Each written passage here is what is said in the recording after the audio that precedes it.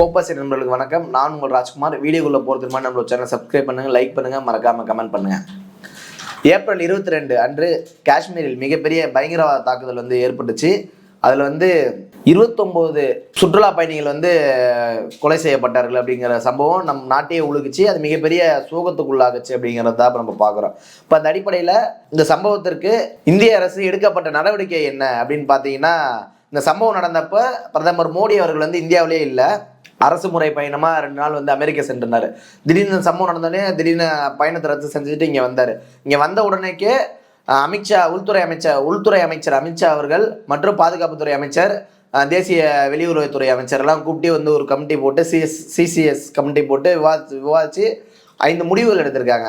அந்த 5 முடிவுகள் என்னங்கிறத நம்ம விரிவாக பார்ப்போம். அது மட்டும் இல்லாமல் இந்த தாக்குதலுக்கு யார் குற்றவாளி, இதுக்கு யார் பொறுப்பேற்கணும், இந்த தாக்குதலுக்கு பின்னாடி இன்னைக்கு இந்தியாவில் நடத்தப்படுற அரசியல் என்ன, அதாவது இந்த தாக்குதலின் பெயரால் இந்தியாவில் நடத்தப்படுற அரசியல் என்ன அப்படிங்கிறத இந்த காணொலி நம்ம விரிவாக பார்க்கலாம் வாங்க. அதாவது நாட்டையே உழுக்குன இந்த தீவிரவாத தாக்குதல் அப்படிங்கிறது மிகப்பெரிய சோகத்துக்கு உள்ளாக்கி இருக்கு. ஏன்னா 29 சுற்றுலா பயணிகள் கொல்லப்பட்டிருக்காங்க அப்படிங்கிறது மிகப்பெரிய வருத்தம் அளிக்கக்கூடிய செய்தியா இருக்கிற நிலையில இந்த சம்பவத்துக்கு யார் காரணம் அப்படின்னு விசாரணை போயிட்டு இருக்கு. அதுக்குள்ளேயுமே இந்த பாஜக அரசு என்ன பண்றாங்க அப்படின்னு பார்த்தீங்கன்னா, 2 முறையில இதுக்கான நடவடிக்கை, 2 முறையில இங்க இதுக்கான பிரச்சாரம் செய்யப்படுது. ஒன்று என்ன பண்றாங்க அப்படின்னா, சிசிஎஸ்சி கமிட்டி கூட்டு ஒட்டுமொத்த இந்த தாக்குதலுக்கு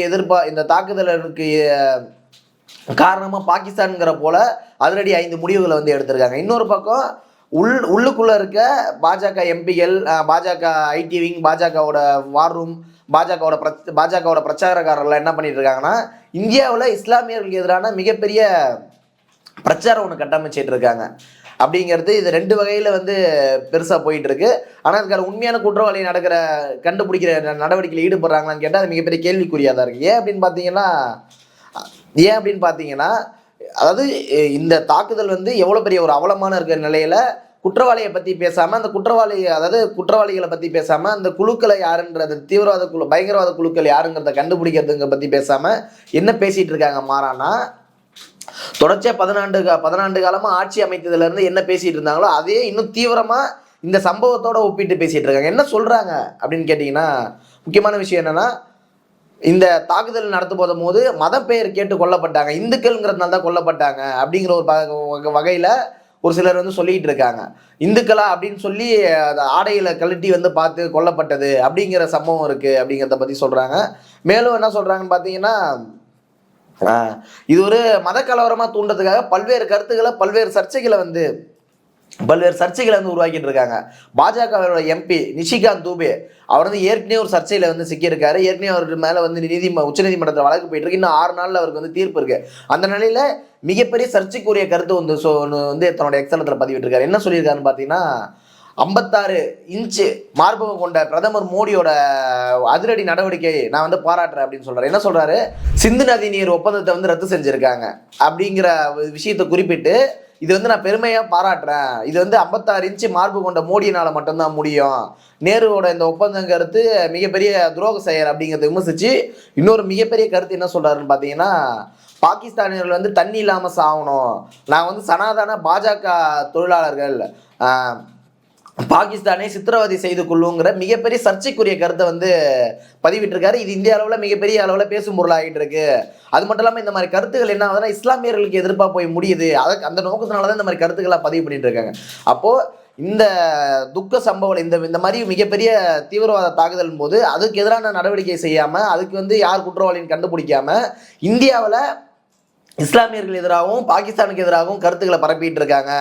இந்த சம்பவத்தை தனக்கான அரசியல் ஆதாயமா மாத்திட்டு இருக்காங்க அப்படிங்கிறது தான் இங்க மிகப்பெரிய மோசமான நிலைமையா இருக்கு. இப்போ நம்ம ஏற்கனவே சொன்னோம் இல்லையா, முதல்ல சொன்னது இந்த பாகிஸ்தானுக்கு எதிரான இந்த 5 நடவடிக்கை அப்படின்னு சொன்னோம் இல்லையா. அது என்ன 5 நடவடிக்கைன்னு பாத்தீங்கன்னா, அதான் அந்த சிந்து நதி நீர் ஒப்பந்தத்தை தடை செஞ்சது, பாகிஸ்தான் தூதரங்கத்தில் இருக்கக்கூடிய ஆட்களை பணியாளர்களை குறைச்சது, அது மட்டும் இல்லாமல் பாகிஸ்தானோட அதிகாரப்பூர்வ எக்ஸலத்தை முடக்குனது, அப்புறம் இந்தியாவில் இருக்கக்கூடிய பாகிஸ்தான்கள் 48 மணி நேரத்தில் இந்தியா விட்டு வெளியேறணும் அப்படின்னு சொன்னது, அதுக்கப்புறம் அடாரி அப்படிங்கிற வழிப்பகுதியை முடக்கம் பண்ணியிருக்கிறது, இப்படியே அடுத்தடுத்த சம்பவங்களை அடுத்தடுத்த உத்தரவுல அந்த சிசிஎஸ்சி குழு வந்து பிறப்பிச்சிருக்காங்க, மிஸ்ரி அவர்கள் வந்து அறிவிச்சிருக்காரு அப்படின்னு தான் பார்க்க முடியும்.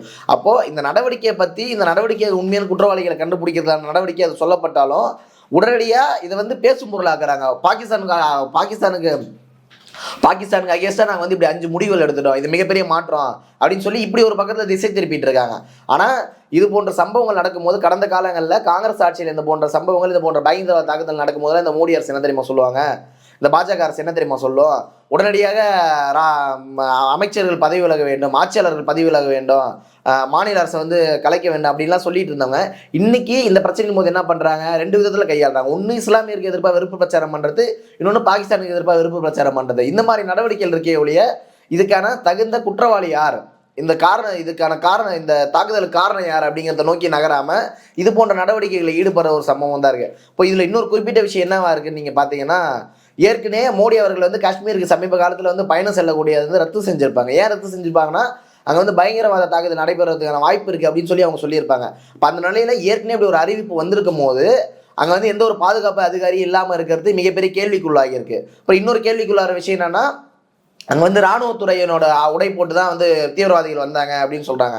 ஆனால் அதுக்கு வந்து முரண்பாடாக வந்து தீவிரவாதிகள் ஃபோட்டோ வெளியிடும் போது எல்லாருமே கலர் ட்ரெஸ் போட்டிருக்க ஒரு ஃபோட்டோக்கெல்லாம் வெளியாகுது. அப்போது இந்த மாதிரி பல முரண்பாடுகளான கருத்துக்கள், முரண்பாடான நியூஸ்கள் வந்து பரவிட்டு இருக்கு அப்படின்னு தான் நம்ம பார்க்குறோம்.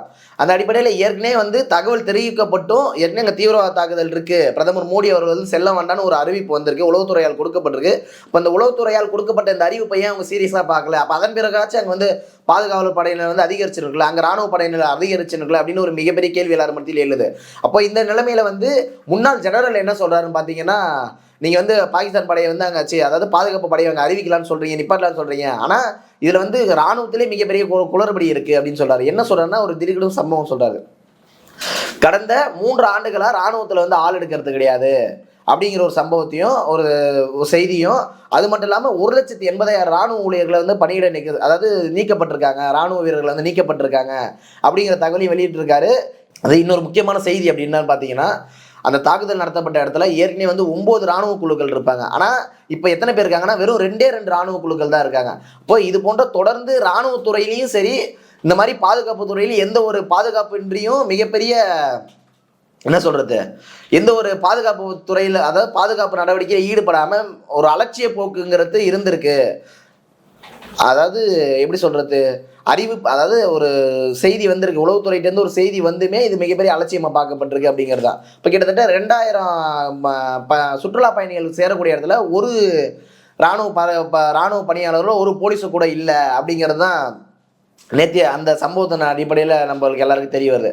இப்போது தொடர்ச்சியாக இந்த சம்பவத்துக்கும் இந்த நடவடிக்கைக்கு எதிரான அதாவது இந்த தாக்குதலுக்கு எதிரான நடவடிக்கைகளும் இந்த சம்பவத்துக்கு முன்னாடி இவங்க செஞ்சிருக்க பாதுகாப்பு படையிலையும் எதிலையுமே முழுமையாக ஈடுபடாமல் எதையுமே செய்யாமல் இன்னைக்கு வந்து ஒட்டுமொத்தமாக வந்து ஒரு 5 அதிரடி தீர்ப்பு அறிவிச்சுட்டு நாங்கள் வந்து இதுக்கான நடவடிக்கை எடுக்கிறோம் அப்படின்னு சொல்கிறாங்க. இன்னொரு விஷயம் எல்லாருமாலையும் எதிர்க்கட்சிகளால் கேள்வி எழுப்பக்கூடிய இன்னொரு முக்கியமான விஷயம் என்னன்னா, ஆர்டிகல் 370 ரத்து பண்ணக்கப்புறம் காஷ்மீரில் தீவிரவாதம் ஒழிக்கப்பட்டுச்சு, அங்கே அமைதி பூங்காவாக இருக்குது, அங்கே எந்த ஒரு தீவிரவாத தாக்குதல் எல்லாமே நம்பி சுற்றுலா பயணிகளை போகலாம் அப்படின்னு சொல்லி வாக்குறுதி கொடுத்து இன்னைக்கு படுகொலை செய்யப்பட்டிருக்காங்க அப்படிங்கிறத நம்ம பார்க்குறோம்.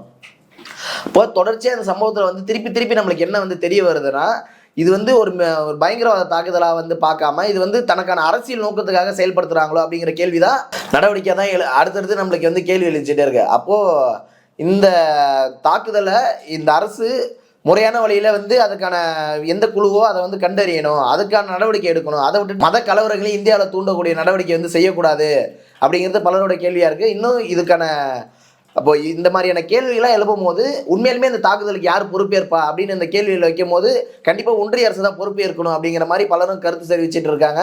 அதன் அடிப்படையில் இந்த சம்பவங்கள்ல இன்னும் அடுத்தடுத்த தகவல்கள் வெளிவர இருக்குது. இன்னும் இதுக்கான முழுமையான குற்றவாளி யார் அப்படிங்கிறதெல்லாம் இன்னும் விசாரணையின் போது தான் வெளிவரும்.